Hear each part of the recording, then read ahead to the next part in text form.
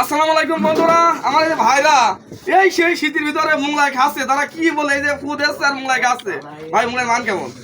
অনেক সুন্দর ভাই, ব্যাপক সুন্দর ভাই, মানে অনেক সুন্দর, সেই স্বাদ। এত স্বাদ কেন?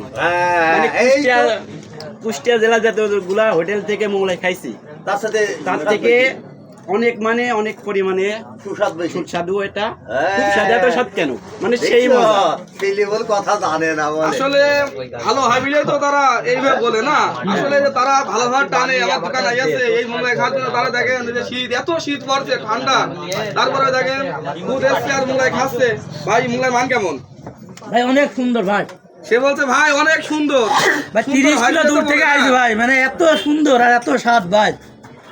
সে কথা ভাই মোংলাই মান কেমন?